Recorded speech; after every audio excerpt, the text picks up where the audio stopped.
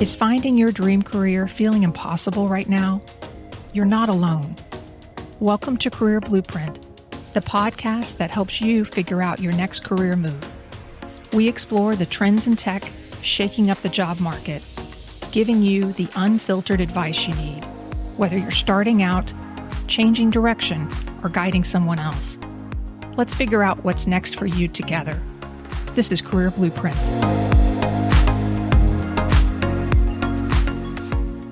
Welcome to the first episode of Career Blueprint, where we make sense of work's shifting landscape and help you understand how those changes may impact you and your career. In this podcast, we'll be covering a variety of trends in tech that are affecting work today. We'll be starting with a series focused on artificial intelligence, or AI. And we're starting there because AI is the most significant change happening in the world of work today. It's not the only change going on, but it is the biggest. Now, I'm not sure if AI has impacted your job yet, but if it hasn't, it will. AI is affecting almost every job that exists in one way or another. So it's important we understand what it is and how it may impact us so we can navigate those changes and come out ahead. Now, today is our first conversation together, and I'm going to do something a little different. Normally, going forward, I'll do a deep dive into a specific AI technology in each episode and how it is impacting jobs in a particular industry. For example, in our next episode, we're going to talk about how ambient listening AI is impacting jobs in healthcare. But before we start doing those deep dives into specific AI technologies, I thought you might find it helpful for us to get comfortable with some of the basic terms and ideas behind AI so we can really make the most of our conversations together. So let's get started. Starting from the beginning, what is AI? Put simply, AI, or artificial intelligence, is software that lets machines perform tasks that traditionally only humans could do. Things like identifying or recognizing patterns in behavior or data, making predictions, making decisions, solving problems. Now, AI is an umbrella term that includes many different types of technologies that do different things. And this is where people can get confused. There are several ways to classify AI technology. It's not like there's 3 types of software that each do 3 distinct things. That's just not the way it works. You can classify AI by capability, by functionality, by depth and complexity. And just to make things more confusing, some AI technologies you may hear about are still theoretical. They haven't made it out of the lab yet. We are going to keep it simple. For our purposes of talking about how AI will change jobs and careers in the next 3, 5, 7, 10 years, we're going to focus on 6 types of AI technology, many of which are used together. Those 6 types of AI technology that you and I will talk about today are machine learning and deep learning, natural language processing, computer vision, robotics, and generative AI. By the end of this episode, you'll have a high-level understanding of each type, including what it basically does and some ideas on the jobs that it's going to impact. If you've already been reading about AI and know what all these terms mean, that is wonderful. You are way ahead of most of us. But if this is the first time you're hearing these technology terms, you're definitely not alone. And you're probably not as far behind as you might think you are. You might not know all the official names for these technologies, but chances are you're already using them. AI has been quietly woven into our daily lives for years, often without us even noticing it. It helps us shop online and choose movies. It helps us navigate traffic when we're driving. And it keeps our email inbox free of junk. Most of us didn't even realize we were using AI, or maybe we hadn't even heard about it, until November 2022, when ChatGPT released their free generative AI chatbot. Suddenly, almost overnight, the phrase artificial intelligence became mainstream, and even my 93-year-old dad started talking about it. But AI technologies have actually been with us for quite a while. To give you a perspective on how long the idea of AI has been around, the term artificial intelligence came about at a workshop for scholars and researchers at Dartmouth College in 1956. Their big idea or theory was that every aspect of human learning or intelligence could be described and written out in steps so precisely that a machine could follow those written steps and simulate that human behavior. That was groundbreaking thinking at the time. Let's put this event into context. Imagine yourself back in the 1950s. There's no smartphones, no cell phones of any type, no internet. No one had a personal computer. And a lot of households didn't have a television. That's how far back we're going from a technology perspective. So the idea of a computer doing human tasks was revolutionary. Very creative thinking. Now, the AI technology that was in existence at the time of the Dartmouth workshop was pretty rudimentary by today's standards. It was primarily rule-based programming, meaning that a human had to tell the computer every step to take, every possible move or decision. The computer had no ability to think or reason on its own or do anything other than what the human told it to do through programming. An early example of this was a computer checkers game developed in 1952, shortly before the Dartmouth workshop. In the game, a human could play checkers against a computer versus playing against another human. The computer's gameplay was pretty basic at first. It could only follow predetermined rules and strategies programmed by the developer. And remember, the game of checkers isn't that complex in the first place, so this was very rudimentary. But things started to get interesting as the developers iterated. They changed the program so that it could do more than just follow instructions. It started learning from its experience. As the computer played more and more games, it tracked each board position it encountered, noted whether its moves led to wins or losses. The computer then used that history to gradually get better every time. Basically, it started learning from its mistakes. This was the beginning of what we now call machine learning, which is one of our 6 key AI terms we're going to talk about today.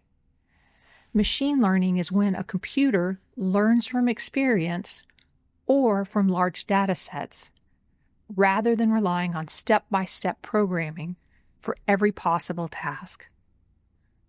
Now, after that checkers game we talked about in the Dartmouth workshop in the 1950s, 2 significant technological developments occurred that made machine learning what it is today and gave us the second type of technology we're going to talk about, which is deep machine learning or just deep learning. The first big development was the introduction of probability and statistics into computer programming. This gave computers the ability to guess the most likely answers in a given situation. Instead of memorizing every possible input, like in the checkers game we talked about, these computer models could sift through huge amounts of data, spot patterns, and make informed predictions based on the information they'd already seen. This meant the computer didn't have to directly experience something in order to learn from it. Instead, the computer could learn simply from the data provided to it.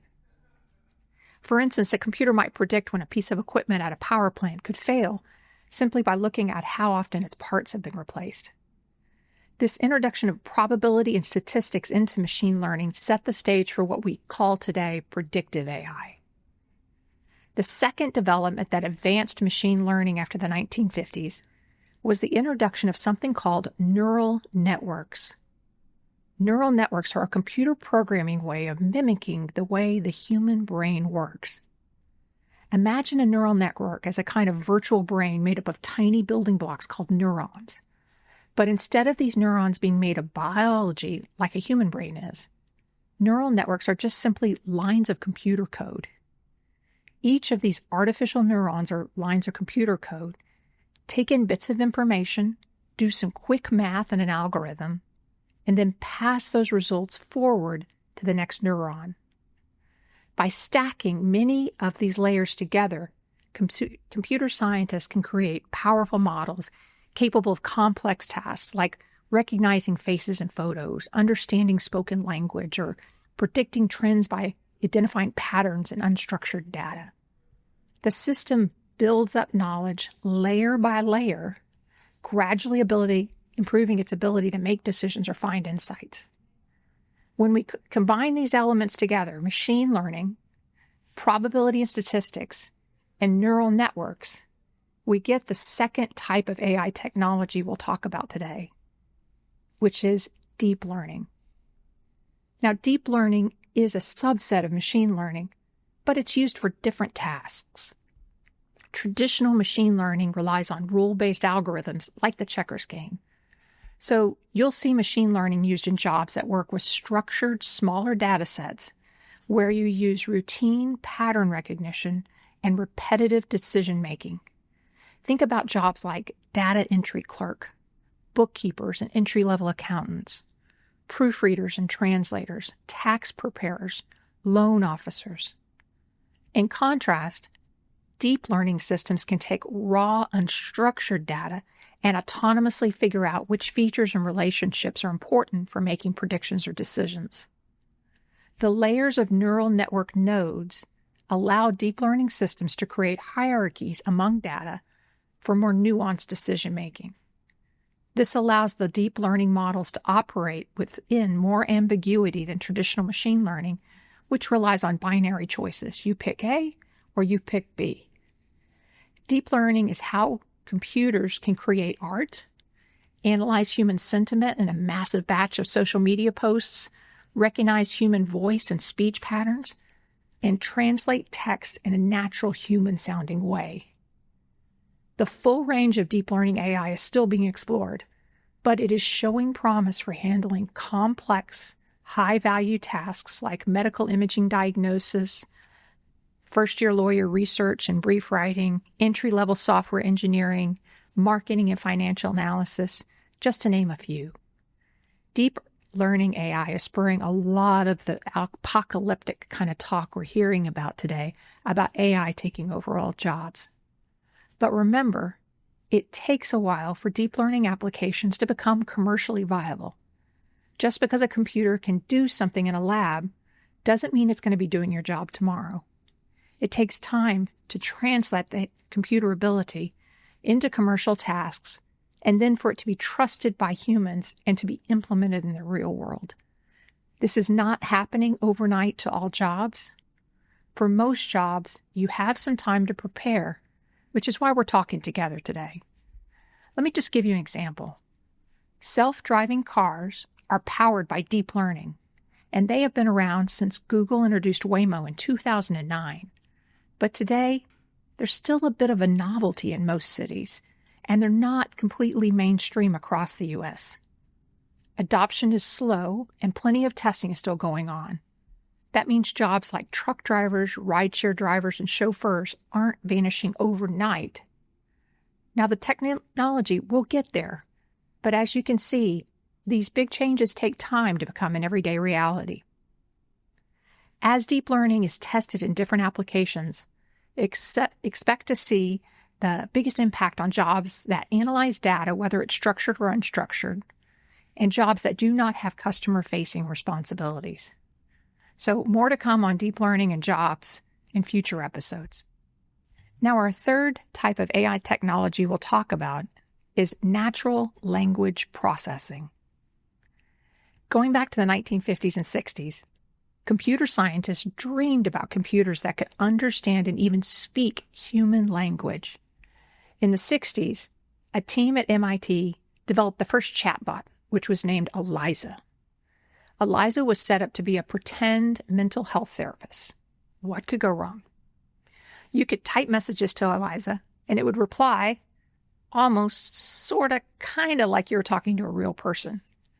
If you typed, "I'm feeling sad," Eliza might answer, "Why do you say you're feeling sad?" If you say, "My mother hates me," Eliza could say, "Tell me more about your family." Now, Eliza didn't really understand what you were saying, just like chatbots today don't really understand. Eliza was simply following patterns and simple rules, looking for keywords and matching your phrases to pre-written scripts. The impact of Eliza was that, for the first time, it opened people's eyes to the idea that a computer could listen and react, even if it wasn't truly thinking. As AI technology continued to evolve after the 50s and 60s, researchers began to dream bigger, wondering if machines could understand the words, meanings, maybe even the feelings behind our language. This curiosity sparked the birth of our third type of AI we're going to talk about, natural language processing. Early versions of natural language processing focused on teaching computers to handle simple language tasks, like translating text from one language to another or responding to basic commands. At first, these systems relied on sets of pre-written rules put together by linguists and programmers, which meant they could only manage very specific conversations or answer pre-written questions. But as the technology advanced and more data became available, these rule-based systems evolved. By the 1980s and 90s, as machine learning was also evolving, computers could learn from examples and discover patterns in human speech and writing. Instead of being told every rule, a computer could pick up on a trend, like how words are commonly used together or how sentences are structured. It did this by analyzing massive collections of books, emails, and internet posts. That's why we saw so many disputes between newspapers and authors and tech companies. The tech companies were scooping up vast amounts of online content, sometimes without permission, to train their natural language models. Natural language processing started to become commercially widespread in the 2010s when chatbots became routinely embedded in digital websites, and also when Siri and Alexa were launched. Now, we all remember how bad chatbots were when they first came out. They were terrible. Terrible. But with the arrival of deep learning, computers are beginning to grasp the richness and complexity of natural human language, and they are starting to understand context, slang, and even humor. Now, the technology still has a way to go, but you can start to see how it could progress in the next 3, 5, 7, or even 10 years. So for now, natural language processing is primarily impacting jobs that require only fairly simple human interactions. Think about call center agents, telemarketers, first-level customer support representatives, medical transcriptionists. But as the technology develops, other jobs requiring more complex human interactions are on the horizons.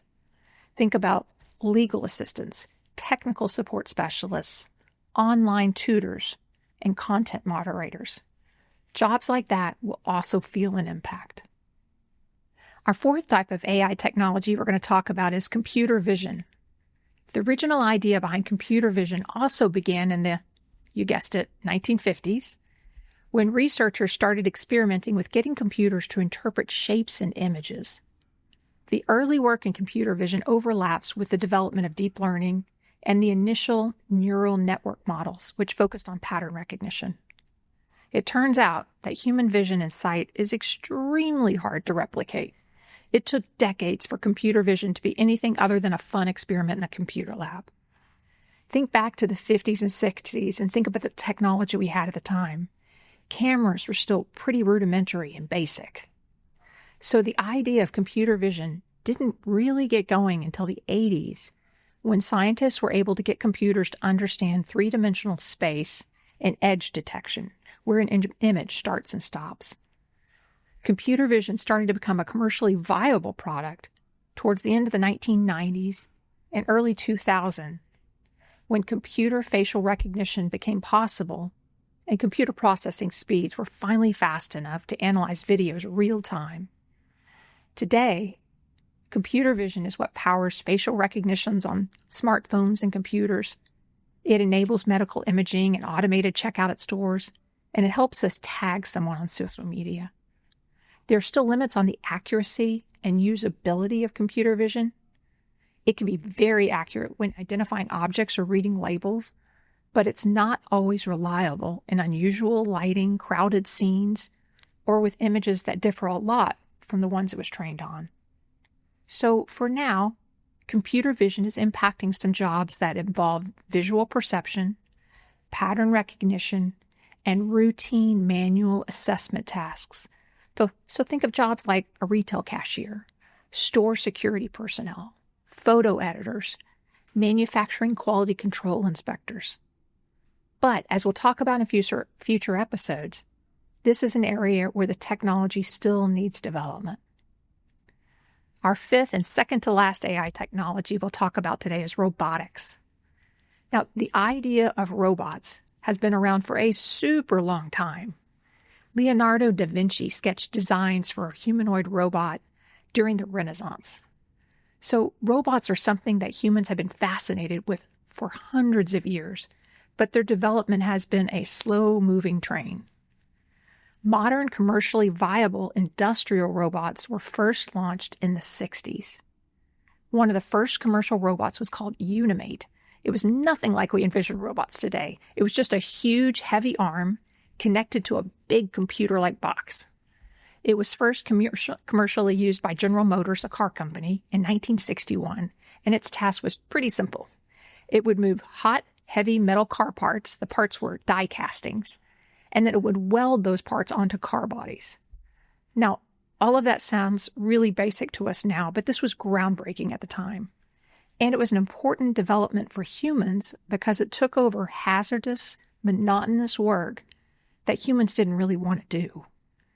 Unimate changed people's perceptions of what robots could do, and it sparked the beginning of modern industrial automation. Today, there are millions of robots on factory floors doing all sorts of tasks. Robots slice and dice food. They assemble toys and medical devices. They check stock levels on store shelves. They even assist with surgeries. Now, robotics have dramatically advanced since Unimate, but today there's still many tasks robots just can't do. Robots aren't good at handling and manipulating objects. They particularly struggle with soft, irregularly shaped, or delicate objects. Think about a robot trying to give you a really good massage, trying to fold laundry, pick up a single egg from a pile and move it. Robots also don't do well in unstructured environments. They excel in predictable, controlled spaces like a factory line, but they don't do as well without physical boundaries. This is one of the reasons why automated cars are taking a while to be developed, and why we keep seeing those funny videos of Waymo taxis honking at each other in a parking lot. And most importantly, robots have historically not been able to handle complex human interactions. They can't resolve conflicts or negotiate a contract or handle an unhappy customer. And they've not been able to do creative or artistic work. Now, scientists and technologists are really excited about the possibilities of pairing robots with deep learning and natural language processing. But it's going to take time. We're not to the level of Battlestar Galactica yet. Don't worry. It's going to take time. The last AI technology we'll talk about today is a technology that is disrupting jobs and classrooms the most right now. And that technology is called generative AI. ChatGPT is a generative AI chatbot. Generative AI is a combination of several forms of AI, including machine learning, deep learning, and natural language processing. It's the creative cousin in the AI family. Generative AI started as an offshoot of deep learning, which, as we talked about, is modeled after the human brain's ability to find patterns in complex data. As researchers explored new ways to apply these deep learning models, they discovered innovative approaches for creative content generation. A major breakthrough came in 2014 when scientists invented a technique called generative adversarial networks, or GANs. GANs were essentially two AIs in a friendly competition, one trying to create something new, like a fake photo, and the other trying to spot the fakes. The two AIs interacted with each other, going back and forth, until a close-to-real final product was reached. This GAN's approach led to huge breakthroughs. Suddenly, AI could create photorealistic faces, original artwork, and even music or videos that felt remarkably authentic. Fast forward to today, and generative AI is everywhere. It can write stories, craft marketing copy, answer emails, generate art. It can even create software code. But the content it creates is not perfect. For example, generative AI is great at providing a first draft of a document, but it's not as great at providing a finished, final, ready-to-use product. It's not especially creative or original. It has limited critical thinking ability and emotional intelligence. And it's prone to bias and hallucinations. We do not yet know generative AI's full potential, but experts are predicting that it will be an incredibly powerful productivity tool for busy experts. For now, experts aren't predicting that generative AI will eliminate entire categories of jobs. It's not quite that. Instead, they are predicting it will make the people who use it so much more productive that companies simply won't need to hire as many employees to get the same work done. That's a subtle distinction, but a very meaningful one. Creative roles will still exist, but those opportunities will go to people who not only bring their talents to the table, but who also know how to harness generative AI to enhance what they do best. Thank you for joining me today on Career Blueprint. We had a lot of tech talk today, and I appreciate you staying until the end. If you missed something or want more information, don't worry. We'll go over these concepts again as we do deep dives in future episodes. But I thought you might want to have a shared foundational understanding of AI before we started our conversations together. If you have a minute, I would love to hear from you. Leave me a comment, a question, follow me on social media. I'd love to get to know you. And I'll see you next time on our next episode when we talk about how ambient listening AI technology is changing jobs in the healthcare industry.